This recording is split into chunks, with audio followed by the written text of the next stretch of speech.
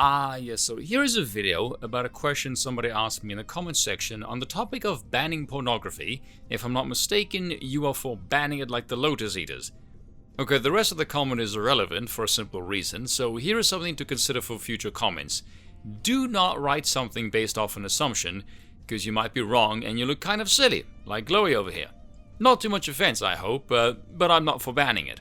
As a matter of fact, I don't think I can recall advocating for banning it before, so I'm curious as to where you might have gotten the assumption from, but sounds like something Connor would say. He's quite the Puritan over there. But I don't have anything against the mentality per se, but the method by which he reaches the destination I think is frankly insane. And that's kind of the point here. Humans have always had in some form lewdness. That's nothing new. The problem with it today is technology has greatly accelerated its abundance and its accessibility. There's your key issue. And it's also where the madness method comes into play.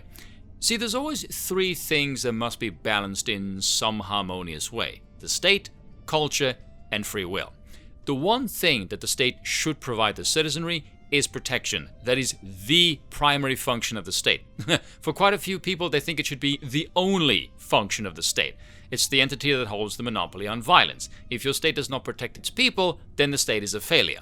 Needless to say, damn near every Western nation right now is failing miserably, except for the likes of Hungary and Poland. Geez, I wonder why.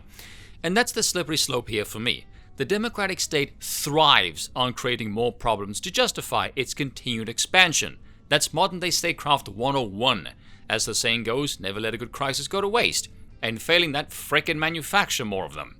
Once you start going down this road of what can qualify as safety of the people that can justify state intervention, not only do you justify granting the state more power over you, they will keep expanding. That is the nature of the democratic state. It will always want more power.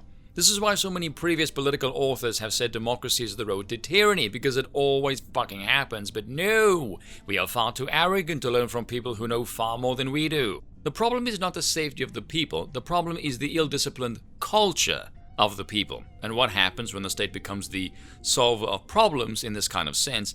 Not only are you granting the state far more power to rule in whatever way it can justify, you're weakening the resolve of the citizenry, which degrades your nation, because a nation is its people. See, in a normal society, you need to have some vices and be tempered in your interactions with them. Sort of an offshoot of what Jordan Peterson talks about when it comes to order and chaos. Too much order, you don't progress because nothing new happens, or in this case, your resolve is not being tested. If you're overindulging, a la living in the land of chaos, you're just getting lost in the abyss. While it's possible to go and abstain from all vices, that is the result of brutal individual discipline that the overwhelming majority of people can never sustain. It's simply not a natural state for the collective to ever be in. That level of discipline on a collective can only come from draconian amounts of oppression, which I imagine most people are not in favor of. See, what you need is a sort of temperament, not only for the health and well-being of a nation, but also not to cause problems to the point the state takes it upon itself and uses this as an opportunity to mobilize and increase its size and power over the population. In the grand scheme of things, this goes beyond pornography, by the way. What we really have is a culture where people run to the government to fix everything because they're weak and stupid and don't want to do anything for themselves anymore. A very lazy kind of mentality. The cause of all of this, in my opinion, is the erosion of shame. We need to bring back shaming and oodles of it. Needless to say, I am pro-shaming, and to all the people who say, oh, shaming is bad, shut up you. Functionally speaking, shaming is no different than having a set of standards. They're synonyms. Think about it.